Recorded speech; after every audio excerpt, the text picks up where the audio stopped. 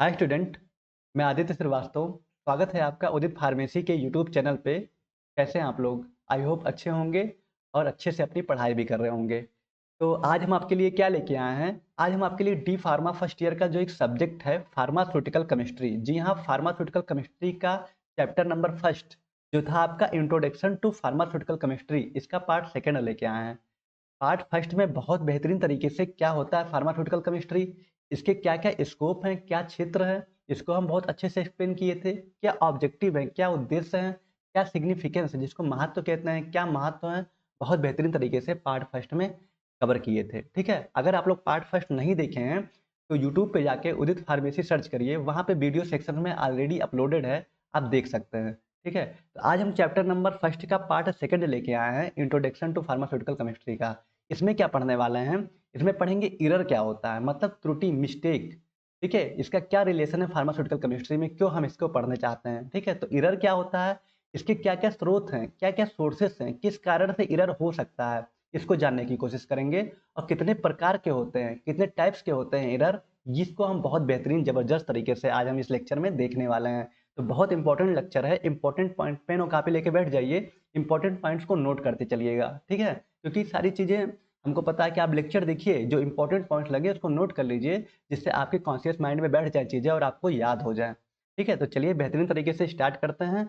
Okay, तो जैसे आपको पता था कि चैप्टर नंबर फर्स्ट आपका चल रहा है फार्मास्यूटिकल केमिस्ट्री का। ठीक है, जो कि diploma in pharmacy first year का एक सब्जेक्ट है, जिसका कोर्स कोड है ER20-12T। ठीक है, चैप्टर नंबर फर्स्ट में हम इंट्रोडक्शन टू फार्मास्यूटिकल केमिस्ट्री, क्या होता है फार्मास्यूटिकल केमिस्ट्री, इसको बहुत बेहतरीन तरीके से देखे हैं। क्या उसके क्षेत्र है, क्या स्कोप है। ठीक है, आगे हम इसको अगर आगे बैचलर ऑफ फार्मेसी करते हैं, मास्टर ऑफ फार्मेसी करते हैं फार्मास्यूटिकल केमिस्ट्री से, तो किस क्षेत्र में जा सकते हैं ये भी बहुत अच्छे से हमको बता चुके हैं। कहाँ कहाँ पे आपका जॉब लग सकता है ये भी हम बहुत अच्छे से बताए हुए हैं, तो लेक्चर को जरूर देखिएगा। ठीक है, ऑब्जेक्टिव क्या क्या उद्देश्य हैं ये भी हम बहुत अच्छे से कवर करा दिए हैं। आज हम देखेंगे sources and types of error, बहुत इंपॉर्टेंट टॉपिक्स है, एग्जाम में इससे क्वेश्चंस आते हैं। क्या होता है एरर, कितने प्रकार के होते हैं, और क्या क्या इसके स्रोत हैं, क्या क्या इसके सोर्सेस हैं। चलिए देखते हैं। ठीक है, स्टार्ट करते हैं। तो सबसे पहले बात करते हैं एरर। देखिए, आप लोग अभी कॉलेज जा रहे होंगे, कुछ काउंसलिंग में फंसे हुए हैं, काउंसलिंग बस स्टार्ट होने वाली है। तो काउंसलिंग होने के बाद जब आप एडमिशन करा लेंगे, पर डे कॉलेज जाएंगे, तो आपको लैब में भी परफॉर्म करना पड़ेगा। ठीक है, थ्योरी तो आप पढ़ेंगे ही, जो भी पढ़ेंगे, फार्मास्यूटिकल केमिस्ट्री हो गया, फार्मास्यूटिक्स हो गया, तो थ्योरी पढ़ने के पढ़ने साथ आप प्रैक्टिकल भी करेंगे। तो प्रैक्टिकल करने के लिए इस तरह का लैब होता है कॉलेजेस वगैरह में। ठीक है, आप इंटरमीडिएट में देखे होंगे, जो अच्छे कॉलेजेस होते हैं तो वहाँ पे लैब वगैरह होते हैं। ठीक है, हर फार्मेसी कॉलेज में लैब होता है, तो यहाँ पे जाके आप परफॉर्म करेंगे। ठीक है, आपको बताएंगे, जो वहाँ के प्रोफेसर होंगे, जो वहाँ के फैकल्टी होगी, आपको बताएगी क्या क्या चीज़ें परफॉर्म करना है, क्या क्या चीज़ें बनाना है, क्या क्या चीज़ें किस तरह से करना है। ठीक है, कैसे केमिकल्स को यूज करना है, कौन कौन से इंस्ट्रूमेंट होते हैं, कौन कौन से ग्लासवेयर होते हैं, सारी चीज़ें बताया जाएगा लैब में। ठीक है, अब देखिए क्या हो रहा है, एरर पढ़ने का क्या मतलब है। एरर मतलब होता है त्रुटि। ठीक है, मिस्टेक। क्यों कहा मिस्टेक, कैसे मिस्टेक हो रहा है देखते हैं। Error is defined as the difference between the measured value और ट्रू वैल्यू। मेजर वैल्यू और ट्रू वैल्यू के बीच का जो डिफरेंस होता है वही एरर कहलाता है, वही त्रुटि कहलाता है। ठीक है, क्या होता है मेजर वैल्यू, क्या होता है ट्रू वैल्यू, अगर इसको समझ गए तो एरर समझना कुछ भी नहीं है। ठीक है, मेजर वैल्यू अगर आपको समझाएं, बीकर पता है आपको बीकर क्या होता है? आप लोग जरूर 11 12 में देखे होंगे। चलिए, बीकर कुछ लोग नहीं देखे होंगे, जो लोग जॉब कर रहे हैं ऑलरेडी, बहुत दिन से पढ़ाई छूटा हुआ है, वो लोग नहीं देखे होंगे बीकर। छोड़िए, हम बात करते हैं, जैसे आप एक पानी का बोतल लेते हैं। ठीक है, 20 रुपए का पानी का बोतल लेते हैं, किसी भी ब्रांड का ले रहे हो। अब पानी के बोतल 1 लीटर का ले रहे हैं। ठीक है, 1 लीटर का जो पानी का बोतल ले रहे हैं, वो आपका क्या है, वो आपका ट्रू वैल्यू है, एक्चुअल वैल्यू है। ठीक है, आप 1 लीटर देख के पानी का बोतल ले लिए। पानी का बोतल में, हाँ मेरे पास ये है, देखिए जैसे ये पानी का बोतल है, अब ये हमारा 1 लीटर का है। 1 लीटर आप पानी ले लिए, ठीक है, लेकिन वो आपका क्या है, ट्रू वैल्यू है। लेकिन जब आप इसको मेजर करेंगे तो पानी आपका कहाँ पे होगा, यहाँ पे होगा इतना, कहीं ना कहीं कुछ कम होगा। मान लीजिए आप लिए कितना वाटर, वाटर का एक बॉटल लिए। ठीक है, वो कितना था, 1 लीटर का था। 1 लीटर का था वाटर का बॉटल, लेकिन जब आप इसको मेजर किए, जब आप इसको मेजर किए तो ये कितना आ रहा है, 998 ml। ठीक है, 998 ml आ रहा है, या मान लीजिए 990 ml आ रहा है। ठीक है, तो ये आपका क्या है, मेजर वैल्यू, क्या है, मेजर वैल्यू। ठीक है, और ये आपका क्या है, ट्रू वैल्यू। ट्रू वैल्यू जिसको बोलते हैं एक्चुअल वैल्यू, एक्चुअल वैल्यू। ठीक है, समझ में आया? जो आपके बॉटल में दिया हुआ है 1 लीटर का पानी आप ले रहे हैं तो उसमें वो आपका क्या है, ट्रू वैल्यू है, एक्चुअल वैल्यू है। लेकिन जब आप उसको मेजर कर रहे हैं तो 990 ml आ रहा है, ठीक है, 998 ml आ रहा है, मतलब थोड़ा सा कम आ रहा है जितना 1 लीटर होना चाहिए, क्योंकि 1000 ml इक्वल टू, आपको पता है ना ये चीजें, ऐसा तो नहीं कि ये भी नहीं पता है कि 1000 ml आपका कितना होता है, 1 लीटर के बराबर होता है। ठीक है, ये सबको पता होना चाहिए। तो 1000 ml मान लीजिए आपका नहीं आ रहा, 990 ml आ रहा है, 998 ml आ रहा है, तो ये आपका क्या है, मेजर वैल्यू। तो जब आप पानी को मेजर कर रहे हैं तो आपको क्या मिल रहा है कि कम आ रहा है। ठीक है, 10 ml कम आ रहा है या फिर 2 ml कम आ रहा है। तो जो कम आ रहा है और जो आपका ट्रू वैल्यू है, मेजर वैल्यू और ट्रू वैल्यू के बीच का जो डिफरेंस है वही एरर है, वही मिस्टेक है। समझ में आया? ऐसे हम जब लैब में परफॉर्म करते हैं तो बीकर वगैरह होता है, बीकर में हम मान लीजिए कोई केमिकल लिए, 500 ml का बीकर है। अब बीकर में ही कोई फॉल्ट हो, ठीक है, ग्लास का बना होता है, ग्लास को पिघला के बनाया जाता है, तो कहीं ना कहीं उसमें कुछ ना कुछ फॉल्ट आ रहा है, ठीक है, या हल्का सा ब्रेकेज है, तो वो 500 ml ना होके 498 ml हो गया, ठीक है, 495 ml हो गया, तो कुछ ml का फर्क पड़ गया। तो यही दोनों का जो डिफरेंस है मेजर वैल्यू और ट्रू वैल्यू का, यही एरर कहलाता है।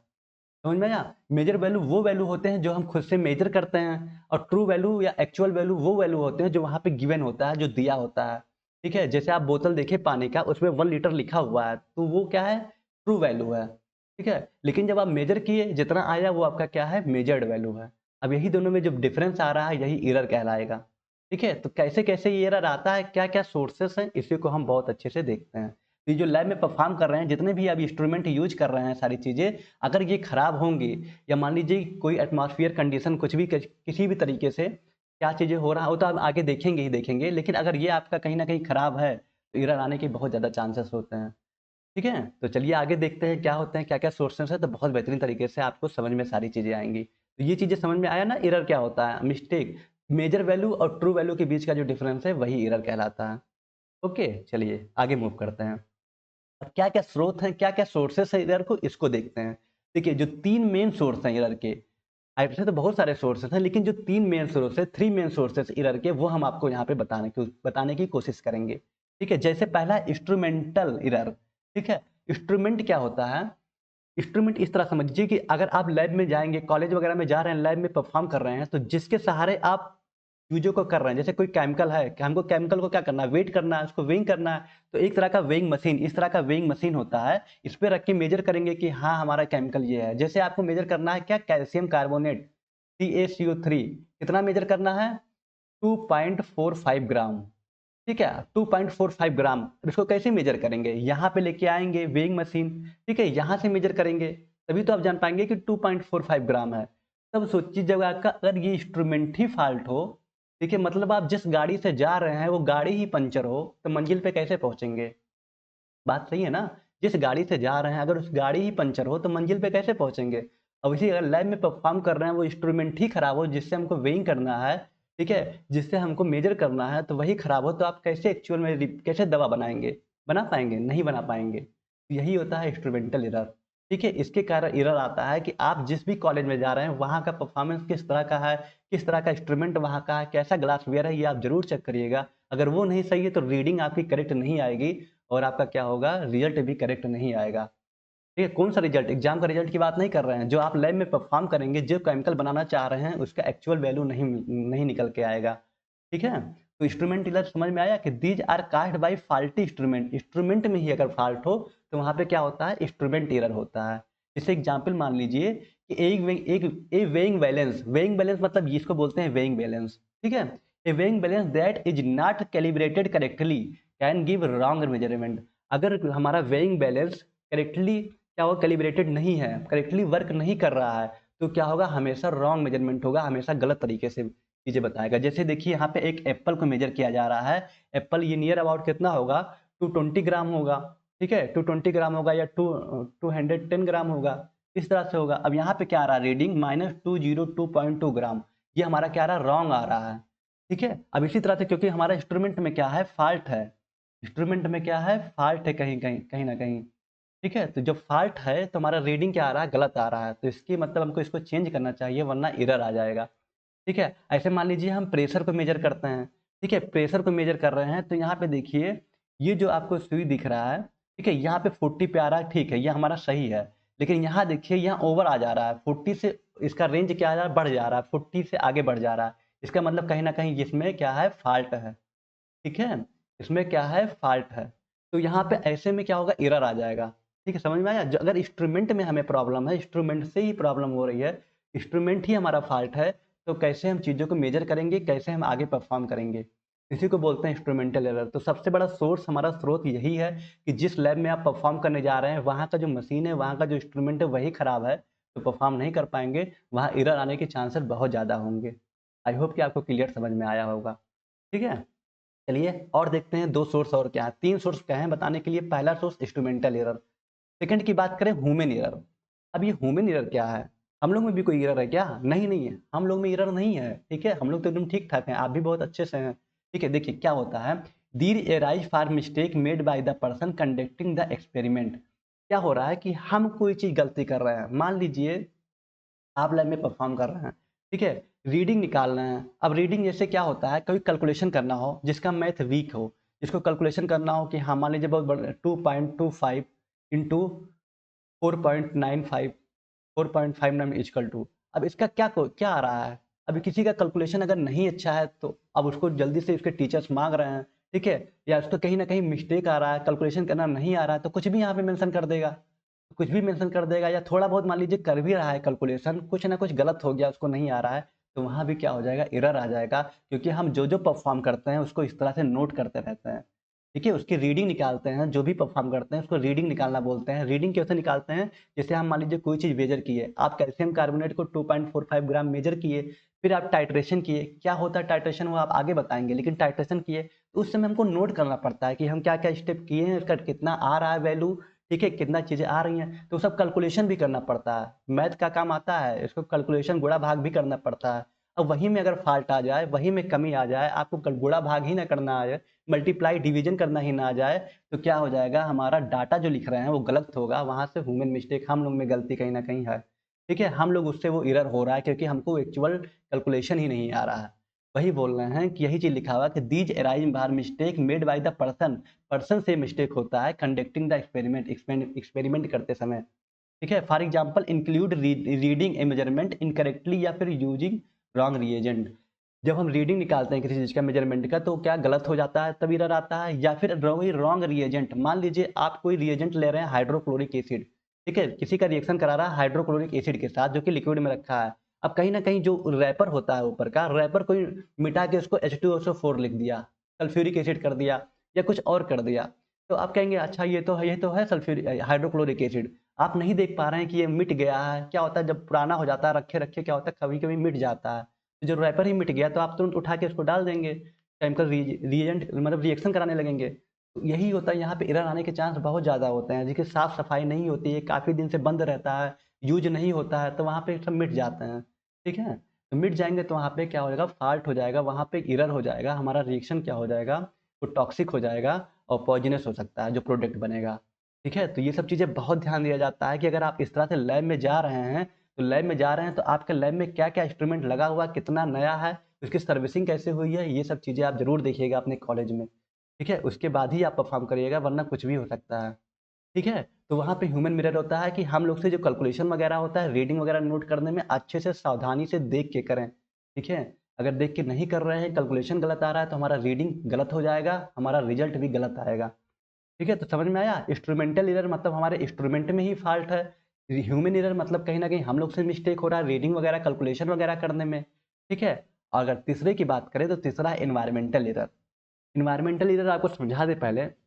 देखिए जो एक्सटर्नल कंडीशन है, मान लीजिए आप लैब में बहुत अच्छा से परफॉर्म कर रहे हैं, तो लैब में परफॉर्म कर रहे हैं, अचानक से क्या है, बहुत अच्छे से धूप वूप निकला हुआ है, आपके लैब में एसी लगा हुआ है, 25 डिग्री सेल्सियस अच्छे से मेंटेन किए हैं टेम्परेचर, अच्छा खासा माहौल ठंडा ठंडा है। ठीक है, आप परफॉर्म कर रहे हैं, लेकिन अचानक से क्या हो, बारिश होने लगे, बादल अचानक से मौसम बन गया, बारिश होने लगा। अब क्या होगा, अब जो 25 डिग्री सेल्सियस था वो तो उसका टेम्परेचर तो और बढ़ जाएगा। ठीक है, तो जब टेम्परेचर सॉरी घट जाएगा, क्योंकि ठंडा होगा मौसम तो घटेगा ना टेम्परेचर, टेम्परेचर घट जाएगा, तो जब घटेगा टेम्परेचर टेम्परेचर तो जो केमिकल आप यूज कर रहे हैं उस केमिकल पे बहुत इफेक्ट पड़ेगा। उसका क्या होगा, वो रिएक्शन करने लगेगा, एटमॉस्फेरिक रिएक्शन। क्या क्या पता वो टेम्परेचर ठंडे पे क्या हो, वो खराब होने लगे, डिग्रेड होने लगे, टूटने लगे। तब क्या करेंगे ऐसे कंडीशन में? तो यही होता है इन्वायरमेंटल एरर, ठीक है, जिस पे हमारा कंट्रोल नहीं है, ये इन्वायरमेंट की वजह से होता है, ठीक है। कहीं आपने जो दरवाजा खिड़की है, आधी तूफान आ जाए, दरवाजा खिड़की बंद होने लगता है तेजी से, तब देखते हैं जब कभी कभी दरवाजा बंद करते हैं तो सारे खिड़की भी बंद हो जाते हैं, वो प्रेशर पड़ता है, तो प्रेशर की वजह से भी एरर आ जाता है, ठीक है। तो ये सारी चीजें बहुत ध्यान दिया जाता है, वही है environmental error. External conditions like temperature, humidity या एयर प्रेशर। टेम्परेचर, तापमान, ह्यूमिडिटी मतलब नमी, ठीक है। एयर प्रेशर मतलब वही, कहीं आप बाहर जा रहे हैं, लैब में बार बार पानी पीने जा रहे हैं, दरवाजा बंद कर रहे हैं फिर खोल रहे हैं, इससे खिड़की दरवाजे बंद हो रहे हैं, तो उससे भी बहुत इफेक्ट पड़ रहा है, ठीक है। उसको एयर प्रेशर बोलते हैं। Can effect the accuracy of the experiment, ठीक है। एक्सपेरिमेंट के एक्यूरेसी पे इफेक्ट डालते हैं। एक्यूरेसी मतलब शुद्धता पे, कि कितना प्योर होना चाहिए, वो प्योरिटी रह नहीं जाती, वो शुद्धता रह नहीं जाता, वो स्टैंडर्ड जो आप मेंटेन करना चाहते थे वो हो नहीं पाता एक्चुअल में, ठीक है। Specially in the sensitive chemical reaction, खासकर जो सेंसिटिव केमिकल रिएक्शन होते हैं, जो बहुत तेजी से रिएक्शन होते हैं, वो बहुत तेजी से चेंजेस हो जाते हैं, ठीक है। बहुत तेज से किसी इम्प्योरिटी से रिएक्ट करके रिएक्शन कर लेते हैं, ठीक है। तो ये सब चीज़ें ध्यान देना चाहिए हम जहाँ भी परफॉर्म करें, इसीलिए फार्मास्यूटिकल इंडस्ट्री वगैरह में बहुत अच्छे से सब कुछ मेंटेन बंद रहता है, आपको अच्छे से कपड़े पहना जाते हैं, मास्क वगैरह, जैसे कोविड में देखे थे सब कुछ किया गया था, हाथ वाथ सब कुछ ग्लव्स व्लव्स लगा के तब हम उसको यूज करते हैं, ठीक है। These sources of error can effect the stability of result in pharmaceutical. तो ये जो सोर्सेस आप एरर देखे हैं, चाहे इन्वायरमेंटल एरर हो गया, चाहे ह्यूमन एरर हो गया, या इंस्ट्रूमेंटल एरर हो गया, ये सोर्सेस क्या है, उसके स्टेबिलिटी के, उसके हमारी स्टेबल कितना होगा, कितना प्रभावशाली होगा, उससे बहुत तेजी से इफेक्ट पड़ता है, ठीक है। उसका रिजल्ट कैसा होगा, स्टेबल होगा कि नहीं होगा, ये इस सोर्सेस पे डिपेंड करता है कि किस तरह का आपका जहाँ पे आप परफॉर्म कर रहे हैं माहौल कैसा है, कितना नया है, कितना पुराना है, उस सब चीज़ पे, ठीक है। तो समझ में आया सोर्सेस, जो 3 मेन सोर्सेस थे। पहला तो जो हम परफॉर्म करते हैं वो इंस्ट्रूमेंट का है। इंस्ट्रूमेंट तो बहुत ज़रूरी है, क्योंकि इसी के सहारे हम कोई दवा बनाएँगे, कोई चीज़ को हम सैंपल को हम उसकी रीडिंग निकालेंगे, और वही हमारा खराब हो, गाड़ी वही वाली बात बताया ना कि अगर हमारा टायर ही पंचर हो तो मंजिल पे कैसे पहुँचेंगे? जा ही नहीं पाएँगे। तो जब इंस्ट्रूमेंट ही खराब हो तो हम कैसे मेज़र करेंगे? सेकंड है ह्यूमन एरर। जब हमारा मैथ का कैलकुलेशन ही नहीं आ रहा है, हमको गुणा भाग करना नहीं आ रहा है, मल्टीप्लाई डिवीजन करना नहीं आ रहा है, तो हम कैसे रीडिंग निकालेंगे, कैसे उसको कैलकुलेट करके हम मेन रिजल्ट को लिखेंगे, तब भी एरर आ जाएगा, ठीक है। लेकिन इन्वायरमेंटल एरर, इसका अगर हम बार बार बाहर जा रहे हैं, पानी पीने जा रहे हैं, मस्ती करने जा रहे हैं, होता है ना कॉलेज वगैरह में, थोड़ा सा अरे आ रहे हैं, थोड़ा देखो बोर हो गए, घूम आए थोड़ा सा, तो घूम आने की वजह से दरवाजा खोले तो जो खिड़कियां वगैरह लगी हैं आपकी यहाँ, विंडो वगैरह लगे हैं, वो भी प्रेशर की वजह से बंद होते हैं, लेकिन वो तो चलिए हम देख नहीं पाते हैं, केमिकल पे भी इसका इफेक्ट पड़ता है प्रेशर का, ठीक है। तो जब प्रेशर का इफेक्ट पड़ेगा तो वहाँ भी डिग्रेड होने लगता है, टूटने लगता है, हमें दिखाई तो नहीं देता है, लेकिन हमारा जो एक्यूरेसी है, जो शुद्धता है, जो स्टेबिलिटी आप मेंटेन करना चाहते थे, वो क्या होता है, टूटने लगता है, ठीक है। तो इसमें इन्वायरमेंटल एरर आ जाता है, ठीक है। तो ये सारे सोर्सेस हैं एरर के। आई होप कि आपको बेहतरीन तरीके से चीज़ें समझ में आई होगी, ठीक है। तो क्या होता है एरर, मेजर वैल्यू और ट्रू वैल्यू के बीच का जो डिफरेंस होता है वो एरर कहलाता है। और सोर्सेस की अगर बात करें तो 3 मेन टाइप्स के होते हैं, इंस्ट्रूमेंटल और ह्यूमन एरर और एनवायरमेंटल एरर। ये तीनों अगर अच्छे से आप मेंटेन कर ले गए तो एरर नहीं आएगा। जैसे अगर इंस्ट्रूमेंट को हम अच्छे से देख लें, नए नए इंस्ट्रूमेंट को चेक कराएं, इसकी सर्विसिंग कराएं, तो एरर नहीं आएगा, बहुत अच्छे से आप परफॉर्म करेंगे, रिजल्ट भी अच्छा आएगा। ह्यूमन एरर मतलब आपके कैलकुलेशन वगैरह मैथ की बहुत अच्छी है, ठीक है, नॉर्मल कैलकुलेशन है, सारी चीज़ें आपको आ रही हैं, रीडिंग वगैरह नोट करना बहुत अच्छे से आ रहा है, तब एरर नहीं आएगा, ह्यूमन एरर भी नहीं आएगा। इन्वायरमेंटल एरर, अच्छे से कमरे को अच्छे से बंद कर दिए हैं, टेम्परेचर को एसी से मेंटेन किए हैं, ऑटोमेटिकली वो एडजस्ट कर ले रहा है टेम्परेचर के अकॉर्डिंग, बहुत सारे एसी आते हैं ऑटोमेटिकली एडजस्ट कर रहे हैं, तो उससे क्या होगा, एरर आपके इन्वायरमेंटल एरर भी बच जाएंगे कुछ हद तक, ठीक है। समझ में आया क्या होते हैं? चलिए बहुत बढ़िया, आप सोर्सेज जान पाए क्या क्या स्रोत है जिससे एरर आते हैं और क्या होते हैं। अब हम बात करेंगे कितने प्रकार के होते हैं एरर, जो कि बहुत इंपॉर्टेंट है, ठीक है। देखिए टाइप्स ऑफ एरर, एरर के प्रकार कितने टाइप्स के होते हैं। Types of measurement error, measurement error के हिसाब से जो हम मेजर करते हैं, एरर 3 टाइप्स के होते हैं, रैंडम एरर, सिस्टमेटिक एरर और ग्रॉस एरर, ठीक है। रैंडम एरर, सिस्टमेटिक एरर और ग्रॉस एरर, 3 टाइप्स के एरर होते हैं, ध्यान से सुनिए, बहुत इंपॉर्टेंट है ये। रैंडम एरर, सिस्टमेटिक एरर और ग्रॉस एरर, ठीक है। अब जो रैंडम एरर है ये क्या होता है, सिस्टमेटिक एरर क्या होता है, ग्रॉस एरर क्या होता है, इसके बारे में थोड़ा थोड़ा हमको पढ़ना है, ठीक है। चलिए देखते हैं रैंडम एरर सबसे पहले क्या होता है, उसके बाद फिर सिस्टमेटिक एरर को देखेंगे, ठीक है। देखिए रैंडम एरर क्या होता है, रैंडम एरर जिसको हम इनडिटर्मिनेट एरर भी कहते हैं, क्या बोलते हैं हम, इनडिटर्मिनेट एरर भी बोलते हैं, ठीक है। रैंडम एरर जो होता है इसको हम इनडिटर्मिनेट एरर भी बोलते हैं, एग्जाम में आता है, याद रखिएगा कि what is the other name of random error, ठीक है। Random error is also known as indeterminate error, okay. Indeterminate error भी कहते हैं रैंडम एरर को। तो क्या होता है, पहले हम आपको रैंडमली बता होता क्या चीज़ है। देखिए रैंडमली कोई चीज़ चेंज हो जाए, ठीक है, sudden change in the atmosphere, यही आपका रैंडम एरर है। क्या बोले हम, अचानक से कोई चेंजेस हो जाए हमारे वातावरण में। जैसे आप लैब में कोई काम कर रहे हैं, लैब में परफॉर्म कर रहे हैं, केमिकल के साथ रिएक्शन करा रहे हैं, किसी कोई आप सैंपल लिए हैं, आप कोई दवा बना रहे हैं, तो अचानक से बारिश होने लगे, अचानक से आंधी तूफान आ जाए, ठीक है, अचानक से आंधी तूफान हो गया, अचानक से बारिश होने लगा, अचानक से बहुत तेज धूप निकल आया, तो इस पे तो हमारा बस नहीं है ना, जो रैंडमली चेंज हो जाए एटमॉस्फेयर में, रैंडमली चेंज हो जाए एटमॉस्फेयर में कुछ भी होने लगे, तो इससे क्या होता है, बहुत तेजी से इफेक्ट होता है। इस पे हमारा कंट्रोल नहीं होता है, क्योंकि ये चीज़ अचानक से हो रही है। ठीक है, तो वहाँ पे क्या होता है, रैंडम एरर आ जाता है। इसको कुछ हद तक रोका जा सकता है, लेकिन एकदम से नहीं रोका जा सकता। ये हमारे नेचर पे डिपेंड करता है, हमारी प्रकृति पे डिपेंड करता है, किस तरह का क्या माहौल है। ठीक है, तो यही चीज़ लिखा हुआ है, the error which is caused by the sudden change in the atmospheric condition. अचानक से चेंज हो जाए हमारे एटमॉस्फेरिक कंडीशन का, वहाँ पे जो एरर आता है, such type of error is called random error. Okay, जो हमारे एटमॉस्फेरिक कंडीशन, जो वातावरण के कंडीशन है, वो अचानक से चेंज हो जाए, कभी धूप, कभी गर्मी, कभी ज़्यादा तापमान हो जाए, कभी कम तापमान हो जाए, कभी ठंडा मौसम हो जाए, कभी आधी तूफान आ जाए, तो इससे जो चेंजेस आ रहे हैं, तो उससे हमारे केमिकल्स पे बहुत इफेक्ट पड़ते हैं, जो हम करा रहे होते हैं, जिसको बोलते हैं रैंडम एरर, जो रैंडमली चेंज हो जाए। इसी को बोलते हैं इनडिटर्मिनेट एरर, जिसको डिटर्मिनेट नहीं किया जा सकता, वो हमारा क्या होता है, रैंडम एरर। ठीक है, जिसको डिटर्मिनेट नहीं किया जा सकता, उनको इनडिटर्मिनेट एरर कहते हैं, और यही हमारा क्या है, रैंडम एरर है। ठीक है, इसको कुछ ही हद तक रोक सकते हैं, हम एकदम से नहीं कंट्रोल कर सकते। ना हम आधी तूफान को रोक सकते हैं, ना टेम्परेचर को हम एक हद तक कंट्रोल कर सकते हैं एसी लगा के, कि हाँ चलो हमारा इतना डिग्री सेल्सियस है, लेकिन बाहर का टेम्परेचर ही बहुत अचानक से तेज हो जाए, कम हो जाए, ज़्यादा हो जाए, एसी भी क्या हो जाएगा, अपना रूप बदल लेगा। ठीक है, समझ में आया रैंडम एरर क्या है। चलिए, बहुत बढ़िया, आपको रैंडम एरर समझ में आ गया क्या चीज़ है। रैंडम एरर मतलब इतना याद रखिए, एक पॉइंट बस, sudden change in the atmosphere, atmosphere में अचानक से कोई बदलाव हो, उसको क्या बोलते हैं, रैंडम एरर।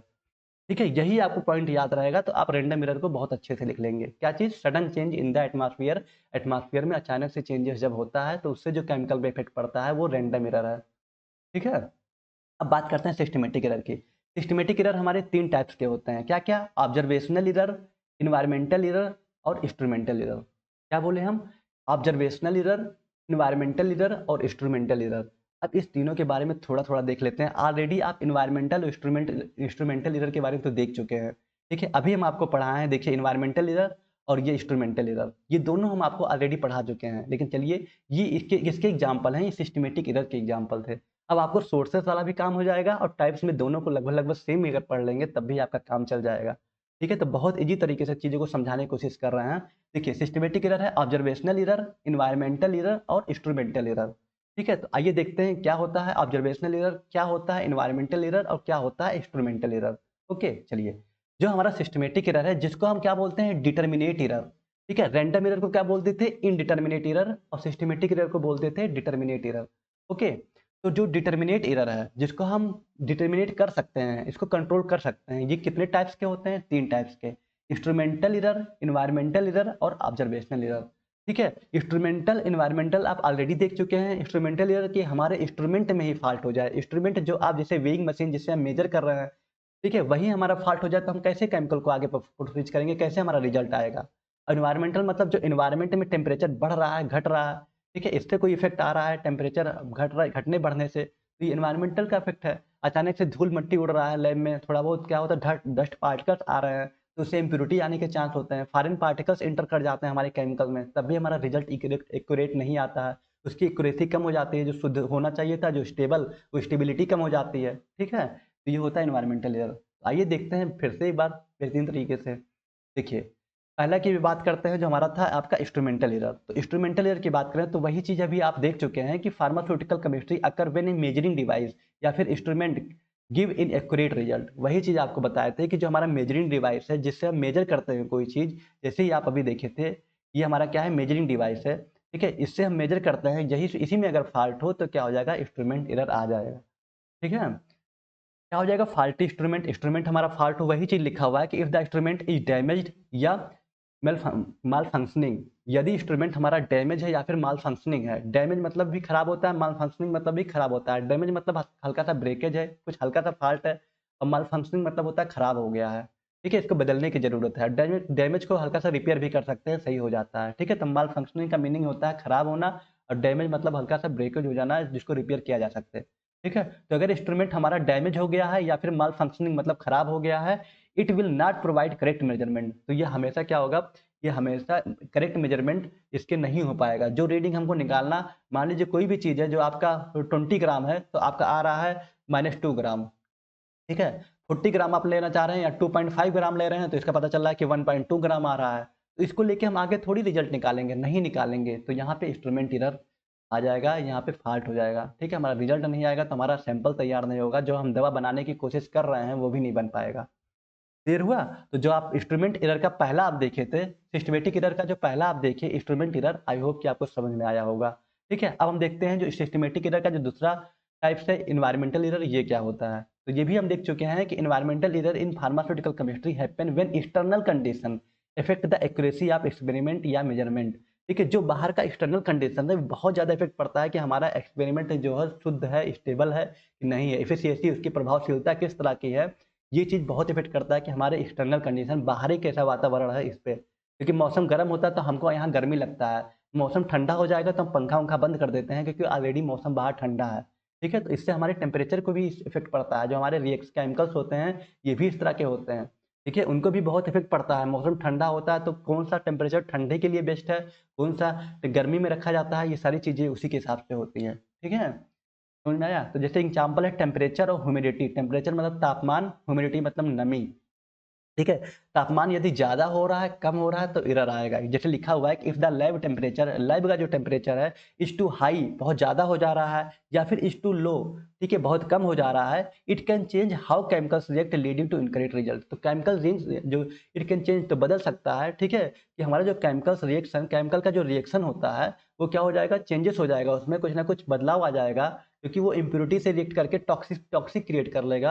उससे क्या होगा, जो हमारा रिजल्ट होगा वो इनकरेक्ट आएगा, रॉन्ग आएगा। क्लियर हुआ?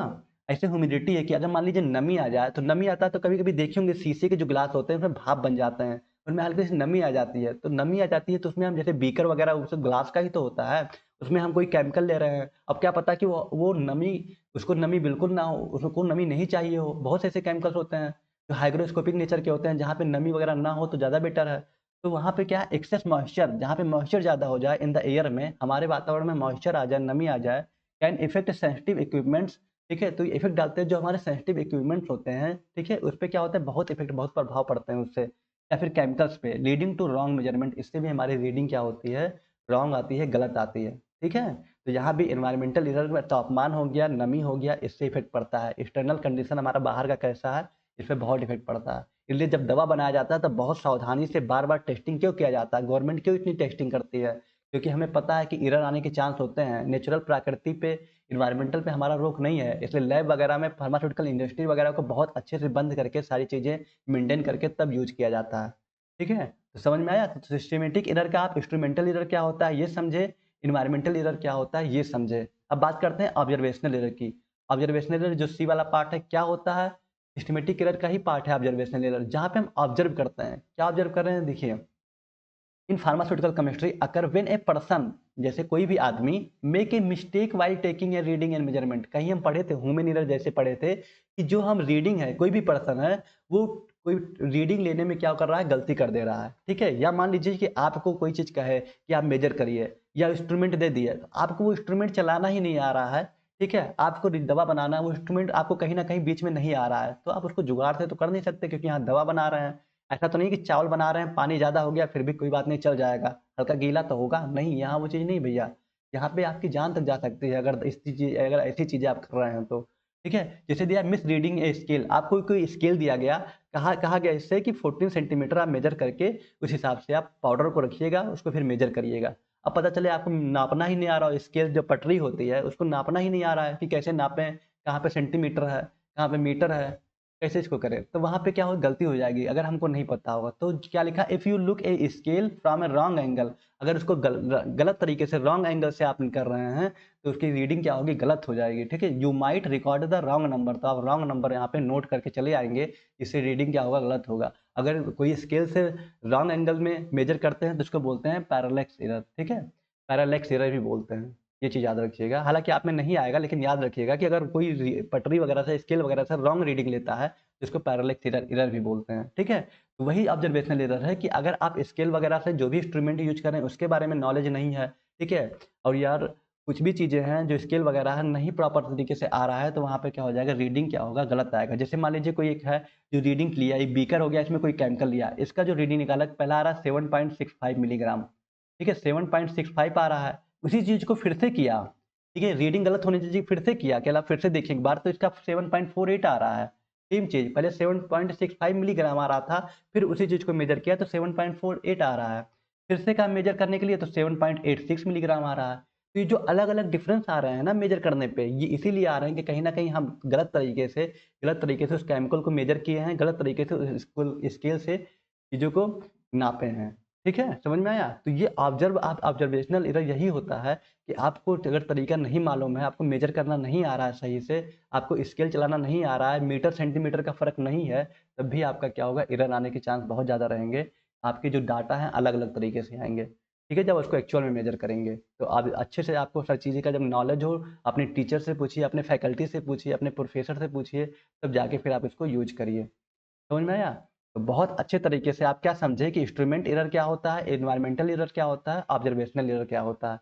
ठीक है? ये किसके पार्ट थे? ये सिस्टमैटिक एरर के पार्ट थे, जिसका उसको क्या बोलते हैं? डिटरमिनेट एरर बोलते हैं। ठीक हुआ? समझ में आया? तो हम क्या देखें, रैंडम एरर देखें कि sudden change in the atmosphere में कोई चेंज हो जाए अचानक से, तो रैंडम एरर होता है।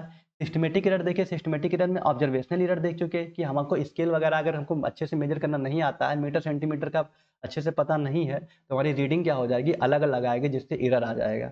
Environmental error, environmental external condition हमारा कैसा है, बाहर का तापमान कैसा है, कम है, ज़्यादा है, उस पर भी इफेक्ट पड़ता है, तो एरर आ जाता है। इंस्ट्रूमेंट हमारा फॉल्ट है, अगर जिसको हम मेजर करते हैं वही फॉल्ट है, तो यहाँ पे इंस्ट्रूमेंट एरर आ जाता है। समझ में आया? तो सिस्टमैटिक एरर क्या होता है, तो रैंडम एरर, सिस्टमैटिक एरर में ऑब्जर्वेशनल, एनवायरमेंटल, इंस्ट्रूमेंटल एरर बहुत बेहतरीन तरीके से आप समझ गए होंगे। अब हम लास्ट की बात करते हैं, ग्रॉस एरर। ग्रॉस एरर क्या होता है, बस यही चीज़ कर फिर कवर करते हैं। देखिए ग्रॉस एरर क्या होता है, तीसरा वाला। अब ग्रॉस एरर जैसे भी अभी आप पढ़े थे, बहुत ईजी है, इसीलिए हम आपको सोर्सेस पढ़ा दिए थे। जैसे अभी हम आपको पढ़ाए थे क्या, ह्यूमन एरर, ठीक है, यही तो है ग्रॉस एरर और कुछ नहीं है। ठीक है, जैसे दिखा रहे हैं। देखिए ग्रॉस एरर क्या है, the gross error occurs because of human mistake. ठीक है, ह्यूमन मिस्टेक से अगर हम लोग से जो गलती हो रही है, हम लोग से क्या गलती होगी, मेन पहली गलती हो सकती है, मैथ हमारा वीक है तो कैलकुलेशन में, ठीक है, कैलकुलेशन में हमको गुणा भाग करना, मल्टीप्लाई मल्टीप्लाई डिवीजन करना नहीं आ रहा है, तो वहाँ पे क्या हो जाएगा, फॉल्ट हो जाएगा। तो जब फॉल्ट हो जाएगा तो क्या हो जाएगा, एरर आ जाएगा।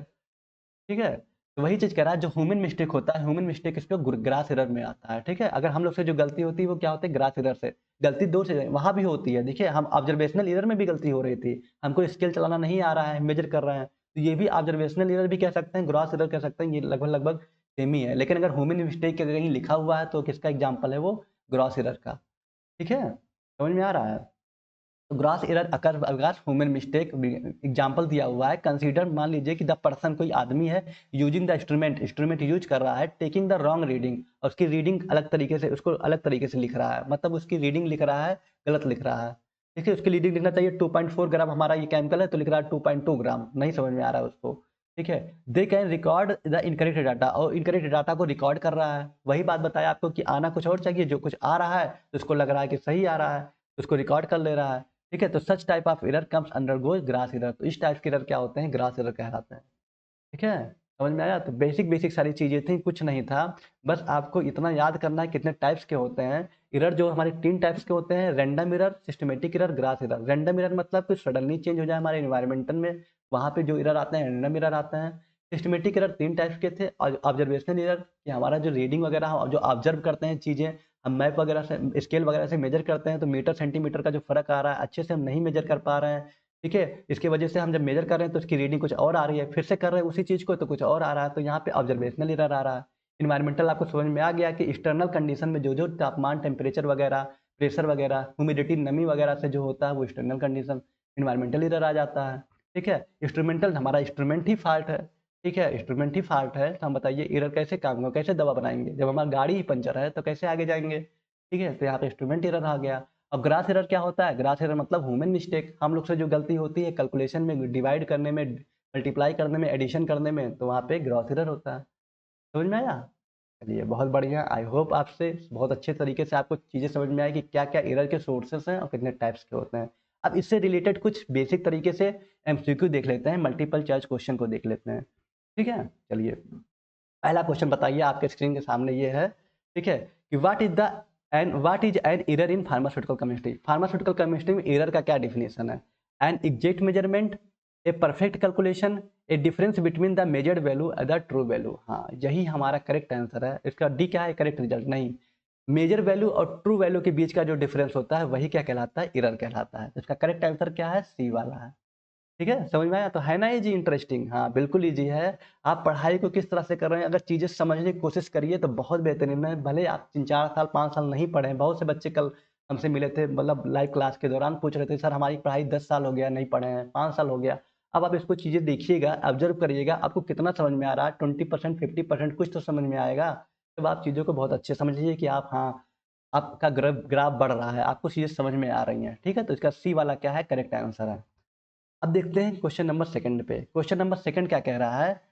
विच of the following is an example of an environmental error? Environmental error का एग्जाम्पल बताना है कि निम्नलिखित में से कौन सा है। निम्नलिखित में से इन्वायरमेंटल एरर का एग्जाम्पल कौन सा है? इन्वायरमेंटल एरर आपको पता चल रहा है। देखिए, मिस रीडिंग द बैलेंस, नहीं ये तो नहीं है। Using an expired reagent, expired reagent को यूज करना, ये भी नहीं है।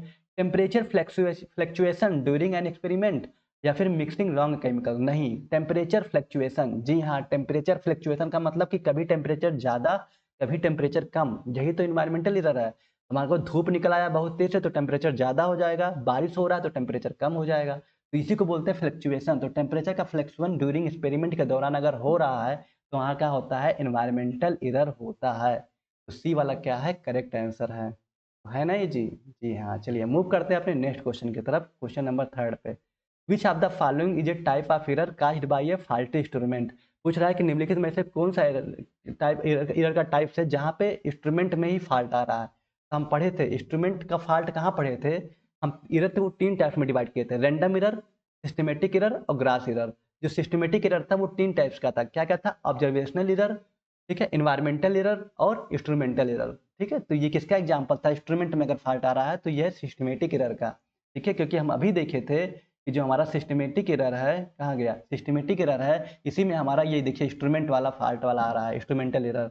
ठीक है, तो इस तरह से क्वेश्चन आते हैं, आप ध्यान से देख लीजिएगा। ठीक है, ये डायरेक्ट क्वेश्चन आ रहा है क्या? सिस्टमेटिक एरर, इसका क्या है? करेक्ट आंसर है। ठीक है, यहाँ पे इंस्ट्रूमेंटल एरर नहीं लिखा हुआ है, क्योंकि पता है कि इंस्ट्रूमेंट्स में अगर एरर यहाँ पे इंस्ट्रूमेंटल कर देता तो इजी हो जाता, लेकिन यहाँ पे सिस्टमेटिक एरर दिया हुआ है, क्योंकि हमको बच्चों से ये जानना है कि सिस्टमेटिक एरर के कितने टाइप्स हैं। 3 टाइप्स होते हैं, ऑब्जर्वेशनल, इन्वायरमेंटल और इंस्ट्रूमेंटल। ठीक है, तो इसका कहीं पे दिया हुआ है तो किसके एग्जाम्पल है? वो सिस्टमेटिक एरर के। तो अगर इंस्ट्रूमेंट में ही फॉल्ट आ रहा है, जो हम इंस्ट्रूमेंट यूज कर रहे हैं, जो वेइंग मशीन यूज कर रहे हैं जिससे हम मेजर करते हैं, उसमें फॉल्ट आ जा रहा है, कोई ग्लासवेयर बीकर वगैरह उसमें फॉल्ट आ जा रहा है, तो किसके एग्जाम्पल हैं? ये सिस्टमेटिक एरर के। समझ में आया? चलिए बहुत बढ़िया। अब मूव करते हैं अपने नेक्स्ट क्वेश्चन की तरफ, क्वेश्चन नंबर 4। ठीक है, question number 4, determinate error is also known as. ये हम क्वेश्चन कई बार बता चुके हैं। ठीक है, इसको डिटर्मिनेट एरर को हम और क्या कहते हैं? अभी आपको बताया था कि डिटर्मिनेट एरर, जिसको हम डिटर्मिनेट कर सकते हैं, कुछ हद तक कंट्रोल कर सकते हैं, इसको बोलते हैं सिस्टमेटिक एरर। ठीक है, डिटर्मिनेट एरर को हम क्या बोलते हैं? Systematic error. ओके, अब मूव करते हैं नेक्स्ट क्वेश्चन की तरफ, indeterminate error is also known as. Indeterminate error को क्या बोलते हैं? जिसको हम डिटर्मिनेट ना कर पाए, क्योंकि वो सब नेचुरल के होता है, प्रकृति के हिसाब से होता है। वो होता है हमारा random error, sudden change in the atmosphere, अचानक से चेंज हो जाए हमारे एटमॉस्फेयर में, वो होता है रैंडम एरर। समझ में आया? चलिए बहुत बढ़िया, बहुत बेहतरीन तरीके से एरर क्या होता है, इसके स्रोत क्या है और कितने प्रकार के होते हैं, ये आपको बहुत बेहतरीन तरीके से बताया है। ठीक है, तो आज की क्लास में इतना ही। हाँ, आप देखिए, मिलते हैं आज शाम को फिर 6:30 बजे लाइव क्लास में। लाइव क्लास में हम डेली, आपकी फार्मास्यूटिकल केमिस्ट्री क्लासेस कल से स्टार्ट हो गई हैं। ठीक है, 6:30 से 7:30 बजे तक बहुत बेहतरीन तरीके से एकदम स्टार्ट हुआ है, बेसिक बेसिक चीज़ें पढ़ा रहे हैं। आज भी आपको शाम को 6:30 से 7:30 ऐप पे मिलेंगे, उदित फार्मेसी के ऐप पे। बिल्कुल तैयार होइएगा और जुड़ना मत भूलिएगा। ठीक है, बहुत इंपॉर्टेंट टॉपिक्स को पढ़ाएंगे, बहुत अच्छे से कवर करेंगे। तो अगर आप बैच को परचेज करते हैं तो आपको क्या क्या मिलेगा? Recorded video lectures, daily live classes, e book, PDF notes, chapter wise exercise, chapter wise test, exam, exit exam guidance. ठीक है, जो डिप्लोमा के बच्चे हैं जो इस बार एडमिशन लिए हैं, ठीक है, जो यूट्यूब पे देख रहे हैं, तो आप उदित फार्मेसी का इस तरह का ऐप डाउनलोड करिए। ठीक है, उदित फार्मेसी का ऐप गूगल प्ले स्टोर से डाउनलोड करिए, फिर उसको क्या करें, उस पर लॉगिन कर लेंगे, तो यहाँ पे कोर्सेस में जाएंगे तो इस तरह का फर्स्ट ईयर का बैच मिल जाएगा आपको 2025। इसको आप परचेज कर लीजिए, आप लोग के लिए इंपॉर्टेंट है। इंपॉर्टेंट हम क्यों कह रहे हैं? देखिए, बहुत से बच्चे ऐसे होते हैं कि बहुत सारी चीज़ें होती हैं, आप यूट्यूब पे सर्च करेंगे, कहीं और से सारी चीज़ देखेंगे। अब इसको अगर कर लेंगे तो 1 साल तक, जब तक आपका एग्जाम नहीं होगा, तो सब कुछ आप हमारे भरोसे छोड़ दीजिए। आप बस पढ़ाई करिए, जो हम आपको कह रहे हैं गाइडेंस फॉलो कर रहे हैं उसको आप फॉलो करिए, ठीक है। आपको कुछ नहीं करना, रिकॉर्डेड वीडियो सारे मिल जाएंगे, डेली लाइव क्लासेस चल ही रही हैं, कल से फार्मास्यूटिकल केमिस्ट्री क्लासेस स्टार्ट हो गई हैं, आज भी हम 6:30 बजे से 7:30 बजे तक क्लास लेंगे आपको, आज शाम से। ई बुक पीडीएफ नोट्स आपको मिल जाएगा, चैप्टर वाइज एक्सरसाइज मिल जाएगा, चैप्टर वाइज टेस्ट मिल जाएगा, live chat, bilingual, Hindi English, exit exam guidance, सब कुछ मिल जाएगा। आप इसको ज्वाइन कर सकते हैं और अपनी पढ़ाई को एक बेहतर लेवल तक ले जा सकते हैं, ठीक है। सब कुछ इसी तरीके से recorded video lecture, daily live class सब कुछ मिल जाएगा। तो व्हाट्सएप चैनल को भी ज्वाइन कर लीजिए, व्हाट्सएप चैनल पे आपको अपडेट मिलता रहेगा कि कब कब क्या क्लासेस कैसे कैसे हो रही हैं, ठीक है। समझ में आया? तो बेसिक स्टेप है, बस प्ले स्टोर से आप डाउनलोड करिए उदित फार्मेसी क्लासेस ऐप को, फिर यहाँ से क्या करिए, लॉगिन कर लीजिए, अपना ईमेल डालिए। लॉगिन करने के बाद ये आपको कोर्स मिल जाएगा, 1499 रुपये का है, ठीक है, 1499 का है। 1 साल तक आपको कुछ नहीं करना, सारी चीज़ें आप हम पे छोड़ दीजिए, सब कुछ आपको मिल जाएगा और बहुत बेहतरीन तरीके से। आप देखिए कि रिजल्ट इस बार कैसा रहा है, ठीक है। उदित फार्मेसी में बहुत अच्छे तरीके से रिजल्ट रहा है, आपको सारी चीज़ें बहुत बेहतरीन तरीके से समझ में आएगा, ठीक है। तो आप इसको ज्वाइन कर लीजिए, बाकी कैसा लगा आइलर आज ज़रूर बताइएगा, ठीक है। अगर ज्वाइन करते हैं तो आप कंटेंट देख सकते हैं, इस तरह से है, pharmaceutics, pharmaceutical chemistry, pharmacognosy, human anatomy, social pharmacy, सारे सब्जेक्ट को आपको एक जगह पे मिल जाएंगे, ठीक है, कहीं भटकने की जरूरत नहीं है। जैसे फार्मास्यूटिकल केमिस्ट्री खोलेंगे तो फार्मास्यूटिकल केमिस्ट्री के जितने भी चैप्टर हैं, फर्स्ट सेकंड थर्ड, आपको इस तरह से वीडियो, फिर उसके पीडीएफ, ठीक है, पीडीएफ नोट्स आपको मिल जाएंगे, ठीक है। सारी चीज़ें मैं ऑलरेडी ऐप पे पढ़ाया हुआ हूँ, ठीक है। बाकी आपको जो सब्जेक्ट है मिथिलेश सर पढ़ा रहे हैं वो भी आपको वहाँ पे देखने को मिल जाएंगे, ठीक है। चलिए बहुत बढ़िया। और अगर आपको बुक खरीदना है तो बुक भी आपका अच्छे तरीके से अवेलेबल है, इस बुक से बहुत अच्छे अच्छे क्वेश्चंस आते हैं, आपको कुछ करने की जरूरत ही नहीं है, बुक को देखिए, पढ़िए, लेक्चर देखिए, लाइव क्लास देखिए, बस आपका काम हो गया। इस तरह से फर्स्ट ईयर के सारे बुक अवेलेबल हैं, ठीक है। आप वहाँ पे जाके उदित फार्मेसी के ऐप में जाके देख सकते हैं, ये बुक को भी परचेज कर सकते हैं, आपके घर पे ये बुक पहुँच जाएंगे 6-7 दिन के अंदर अंदर, ठीक है। चलिए, ओके, फिर थैंक यू। बताइए कैसा क्लास रहा आज का, कैसा लगा आपको, एरर समझ में नहीं आया, और एरर समझ में आया कि नहीं आया आप ज़रूर बताइएगा कमेंट में, ठीक है। और फिर मिलते हैं शाम को 6:30 बजे उदित फार्मेसी की ऐप पे लाइव क्लास में मिलते हैं, नेक्स्ट टॉपिक नए टॉपिक के साथ, ठीक है। तब तक फिर आपका और अपना ख्याल रखिए, स्वस्थ रहिए, मस्त रहिए, tata bye bye, take care, ठीक है।